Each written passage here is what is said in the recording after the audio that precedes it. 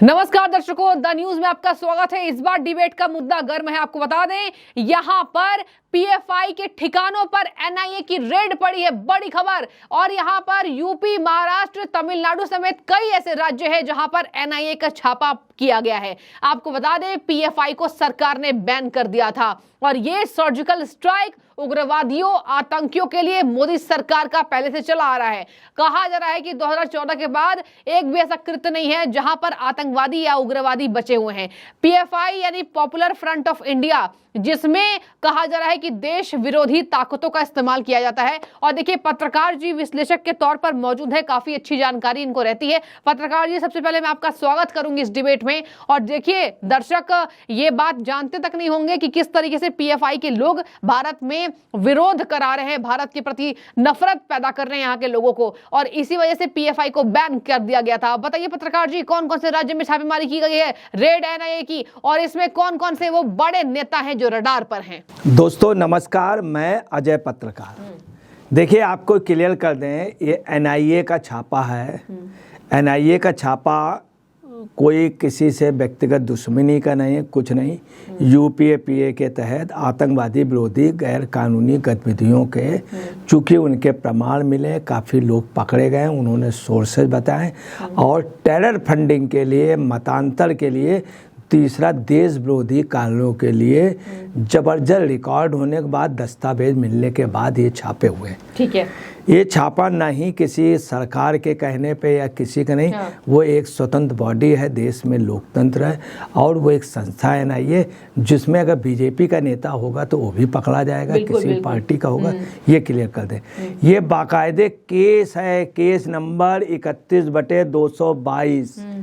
31/222। अब आइए, ये कहाँ पे पड़ा है? ये अगस्त और सितंबर पे छापे इसके पहले पड़े थे 2023 में। तो आपको क्लियर कर दें, अगस्त में वायनाड और मुल्लापुरम में पड़े थे। वायनाड से हिंदुस्तान में एक वजीर आजम का सुपुत्र चुनाव लड़ा था, जो अमेठी से भाग करके वहाँ चला गया था। वायनाड के लोगों ने, पीएफआई वगैरह, इन सब लोगों ने कहा था तुम यहाँ आओ, तुमको जिता देंगे। ना वहाँ का रहने वाला, कश्मीर का रहने वाला व्यक्ति वहाँ से चुनाव नहीं लड़ा, जिसको राहुल गांधी कहते, वहाँ जा कर के गया, ना उसका कोई वंशज ना कुछ, इन लोगों ने मिलके जिताया। मुल्लापुरम और वायनाड में जब ये छापा पड़ा तो वहाँ से बहुत दस्तावेज और बहुत कुछ मिले, आपत्तिजनक चीज़ें मिली, आतंकवादी गतिविधियों के पक्के एविडेंस मिले, और मनी लॉन्ड्रिंग का काफ़ी बड़ा वो मिला, टेरर फंडिंग का मिला। तो ये छापा अगस्त को पड़ा वहाँ पर वायनाड, केरल के उस पर।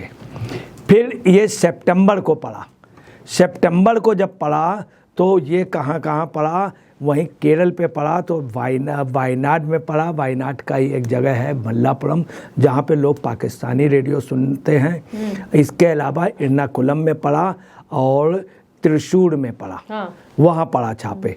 उन्हीं के सोर्स से जब पता चले, वहाँ से क्या है, आपको एक चीज़ जरूर कर दे, ग्रीन वैली पीएफआई का हेडक्वार्टर है, और ये मंजेरी केरला में है।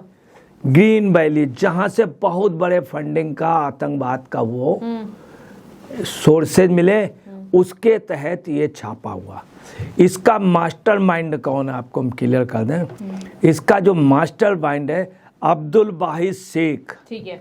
अब्दुल वाहिद शेख बहुत बड़ा पैसे वाला, बहुत बड़ा, और आप सब ले टेररिस्टों से उनके संबंध, तमाम उनसे संबंध। और अब्दुल वाहिद शेख का बिखरोली मशहूर है, बिखरोली मशहूर है, जहाँ पे खूब फंडिंग होती, लोगों को खूब पैसा मिलता। उसके जो ठिकाने हैं वो मीरा रोड में है, भिमडी में है, मुंबा में है, कोंडवा में है, और पुणे में। तमाम जगह उसके बहुत बड़े बड़े, आप समझ लीजिए, बहुत बड़े बड़े हाउसेस हैं। और भिमडी का मशहूर व्यक्ति, भिमडी हिंदुस्तान में मशहूर है कि वहाँ पे हर चीज़ आपको मिलेगी। इन जगह छापे पड़े और काफ़ी आपत्तिजनक चीज़ें, काफ़ी दस्तावेज, काफ़ी गजट मिले। ठीक है। इसके अलावा आपको बता रहे हैं, यूपी में लगभग 1 दर्जन जगह पड़े। कानपुर में अबरार हुसैन के यहाँ छापा पड़ा, इनको सुबह उठाया गया। अच्छा। 3 जून 2022 को जो हिंसा भड़की थी और उस पे भी अबरार हुसैन थे। इसके पहले भी उनकी कई गतिविधियां पीएफआई के प्रमुख होते हैं। ठीक है। उसके अलावा लखनऊ के सीतापुर रोड में बड़ी पकड़िया के पास वहाँ पर भी छापे पड़े, धर्मांतरण और टेरर फंडिंग व तमाम उनके उसके बाकायदे सबूत मिल गए हैं। इंदिरा नगर में पड़े हैं, बीकेडी में पड़े हैं, लगभग वहाँ पे 15 जगह छापे पड़े हैं। अच्छा। यूपी के और जिलों में भी छापे पड़े हैं, कई बड़े लोग। दूसरी आपको बताना है कि सबसे बड़ी बात है, यही ग्रुप केरल में सक्रिय था, वायनाड उस पे। ये ऐसा नहीं किसी से बदले की भावना कुछ नहीं है, सब पकड़े गए। पकड़ने के बाद जब उनके बयानात हुए उस हिसाब फुलवारी शरीफ में सब लोग इकट्ठा हुए थे और इन लोगों ने वहाँ पे टेरर फंडिंग इन सब के बाकायदे हुए, उसके इनपुट मिले थे। ठीक है। तब ये दूसरी आपको बता दें ये शख्स कौन है, अब्दुल वाहिद शेख। अब्दुल वाहिद शेख एक ऐसा शख्स है जिसकी पूरी टीम है। यहाँ अतीक शफीक का जब हुआ तमाम कहीं भी मुस्लिम उसको ये उभारता है, इसके नेटवर्क हैं, हर एक को मदद करता है, बहुत बड़े बड़े अमाउंट से लोगों को मदद करता, किसी भी उसको, और ख़ास तौर से मुस्लिम उग्रवाद को फैलाने बढ़ावा देता है। यही एक वजह समझदार और अच्छा मुस्लिम इसका नाम लेना पसंद नहीं करता है। परंतु अगले का काम है कि यहाँ अलगाववाद करना, धर्मांतरण करना। 2006 में रेलवे में वहाँ के मुंबई ट्रेन में ब्लास्ट हुए थे। उस ब्लास्ट में यही था, काफ़ी लोग मर गए थे, काफ़ी लोग घायल हुए थे। मगर इसके लिए देश भर के वकील, बहुत सीनियर वकील, जिसमें एक दिल्ली का बहुत मशहूर है, वो वकील। दूसरी बात है, कांग्रेस के बड़े नेताओं ने इसको बचाने के लिए, इंडियाई गठबंधन के लोगों ने इसको बचाने के लिए, बॉम्बे की राजनीति, महाराष्ट्र की राजनीति में अगले का बहुत बड़ा कदम है। अगला मुस्लिम वोट को, अल्पसंख्यक वोट को काउंट करा करके सरकारें बना देता है। शिवसेना के स्वरूप को बदलने के लिए शिवसेना के एक चर्चिल लीडर को अपने पाले में मिला करके फंडिंग करके अगले ने वहाँ पर सबको एक करा दिया, शरद पवार की गुट को, कांग्रेस को। ये इतना बड़ा मास्टरमाइंड है जिसके तार जो हैं सऊदी अरबिया से लेके तमाम देशों थे इसके इनपुट। उसके बावजूद भी अगला वहाँ से छूट गया। तमाम अगले के ऊपर आज दिल्ली में भी छापे पड़े, यहाँ पर दिल्ली में हौज काजी में, बल्ली मरान में, बिल्कुल। और आपको बता दें जिनके यहाँ छापे पड़े वो शख्स जो हैं वो दिल्ली की राजनीति में बहुत बड़ा मुकाम रखते हैं। उनकी पोजीशन हो गई, सुबह से उन्होंने उनके जितने दोस्त थे सबको फ़ोन किया, सबको विनती की कि हमको किसी तरह से गलत हो रहा, कोई नहीं पहुंचा, क्योंकि उनके बारे में सभी जानते थे कि आतंकवादी गतिविधियों को ये सपोर्ट करते रहे। पहली बार वो फंसे। तमिलनाडु में तमाम जगह छापे पड़े, मदुरई वगैरह। पीएफआई की कई लोकेशन हैं, लगभग 10 जगह तमिलनाडु में पड़े हैं, 10 जगह। राजस्थान में टोंक में पड़े, कोटा में पड़े, गंगापुर में पड़े, और आपको बताना है राजस्थान में रात को ही पड़ने शुरू हो गए थे।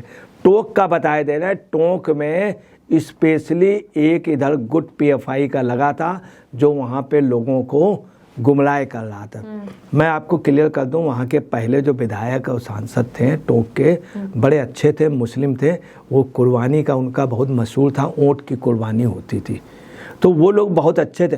उन्होंने कभी भी आतंकवाद को इन लोगों को पनपने नहीं दिया। वो जब से एक्सपायर हुए तो वहाँ पर बड़ी, आपने इधर सुन रहे होंगे इनपुट, गंगापुर से और वो टोंक से और कोटा से, इन सब जगह इनके थे। और आपको बिहार में एक जो छापा पड़ा है उसमें क्लियर कर दें, बिहार में मिलिया इंस्टीट्यूट जो है, मिलिया इंस्टीट्यूट है, काफ़ी अच्छा है। सीमांचल में जहाँ मुस्लिम ज़्यादा बांग्लादेशी है और वहाँ का रोहिंग्या का है जो नेपाल से सीमा मिली, उसमें उन्होंने एजुकेशन का जबरदस्त, उनके कई विद्यालय इंस्टीट्यूट है। वहाँ पे जो छापा पड़ा है उसका एनआईए से कोई संबंध नहीं है, उसका आयकर से है, ये भी क्लियर मैं कर दूँ। तमाम जगह खबरें चल रही कि वहाँ से उनका कोई भी NIA से मतलब नहीं, आतंकवाद या टेरर फंडिंग से मतलब नहीं, वो इनकम टैक्स का वो मिलिया एक संस्थान है, एजुकेशनल संस्थान है, वो चीज़ अलग है, ये चीज़ अलग है, क्लियर हो जाए। देखिए पाकिस्तान समर्थक अलग है, आतंकवादी अलग है, अलगाववादी अलग है, हमारे देश का देशभक्त मुसलमान अलग है। इनके ऊपर ये भी आरोप है कि मुंबई हमले में ये अभियुक्त था, लेकिन बाद में इसको बरी कर दिया गया था वाहिद शेख को। मुंबई हमले पे अभियुक्त था, तमाम जगह अभियुक्त था। ये इतना बड़ा मास्टर प्लानर है कि ये केरल की राजनीति पे उकरता, जिसको चाहता जिता देता, जिसको चाहता हरा देता है। यही एक वजह है कि इस शख्स को कभी भी शशि थरूर ने मुंह नहीं लगाया। अच्छा।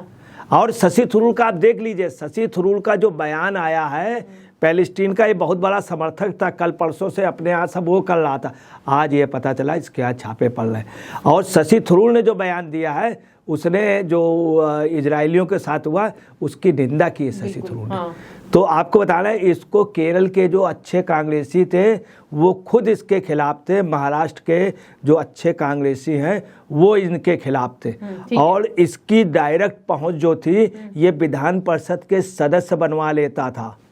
और आपको बताना है कि जिस समय ये जो केरल उसके वहाँ के जो कोश्यारी थे, जब वहाँ गवर्नर थे, तो कुछ राज्यसभा कुछ विधान परिषद के सदस्य बनाए जा रहे थे 8-10, तो कोश्यारी साहब थोड़ा सा डिले कर रहे थे, उसकी वजह थे इसके आदमी थे। अच्छा। शिवसेना उसके वगैरह ये प्रमोट कर रहा था कि इनको बना दो MLC। मतलब इस शख्स की इतनी बड़ी होती, पहली बार जो है ये किसी माद में आया है। दूसरी आपको बताना है कि महाराष्ट्र में कई जगह और भी कई राज्यों में छापे पड़ रहे हैं, और भी कई इसके खिलाफ बहुत से सबूत हैं। मगर आपको सारे राजनीतिक दल सुबह तो निकले, फिर उसके बाद जब उनको पता चल गया इनपुट। दूसरी आपको बताना है, कर्नाटक में कांग्रेस की जीत की वजह से PFI थी। PFI ने बहुत मेहनत की और PFI ने सबको यूनाइट किया। PFI ने वहाँ काफ़ी रुपए बांटे, और यहाँ पे जितना भी इंडिया में आतंकवाद है उसमें PFI के पक्के सोर्स मिले, इतने बड़े बड़े अकाउंट इनको फंड, ये देश के हित में हुआ है। और आपको बताना है कतई कोई राजनीतिक वो नहीं है, मगर देश का दुर्भाग्य यह है कि कोई भी आदमी घपला कर ले, वो कर ले तो कह दे कि हम तो भाई वो हैं, हम कट्टर ईमानदार हैं, कट्टर ईमान। और इस व्यक्ति ने दिल्ली के लिए आपको बता दे, हौज काज और जो बल्ली मनान वाला है, इन्होंने 3-4 बार यहाँ की राजनीति बदली है दिल्ली की। आपको सपोर्ट कराने में इस शख्स का सबसे बड़ा सपोर्ट रहा। दिल्ली की जामा मस्जिद नहीं करना चाहती थी इमाम, यहाँ के टॉप मुस्लिम कतई नहीं करना चाहते थे। इस शख्स ने रामपुर की सीट के फैसले इसने कराए, वरना नूर बानो जैसी कांग्रेस की बेहतरीन सांसद हार गई और आजम खान जैसे लोग पनपे। और अब इस शख्स का जो है धीरे धीरे रामपुर से भी एंट्री बंद हो गई, महाराष्ट्र से भी एंट्री बंद हो गई, और ये सब इनके जो छापे पड़े इन्हीं के सोर्स से थे। अपार पैसा जैसे ये उठे थे, अगर अर्श में गए हैं तो फर्श में आ गए, क्योंकि फर्श से ही उठे थे। ठीक है। तो देखिए NIA के द्वारा ताबड़तोड़ छापेमारी अभियान चलाया जा रहा है। पत्रकार जी ने जो सटीक विश्लेषण किया है सर, ये भी सामने आ रही है कि ये सुबह सुबह दरवाजा नहीं खोल रहा था और कह रहा था कि मुझे लीगल नोटिस पहले भेजो, कहाँ कोर्ट का आदेश है और आपने किस तरीके से किस आधार पर मेरे घर पर आप छापेमारी करने आए हैं। लेकिन NIA एक्टिव हो गई है, सर्च ऑपरेशन चलाया जा रहा है। देखिए आज से लेकर 1 हफ्ता के बीच में कई ऐसे रिपोर्ट्स के खुलासे होंगे जब NIA इन ऐसे आतंकियों को रडार पर लेगी और ये भारत में उग्रवाद फैलाने के लिए दोषी माने जाते हैं। तो पत्रकार जी आपको बहुत शुक्रिया डिबेट से जुड़ने के लिए और इतनी अच्छी जानकारी देने के लिए, और आप सबकी जो भी राय हो इस बारे में जरूर हमें कॉमेंट करके बताएं। आपको बहुत शुक्रिया।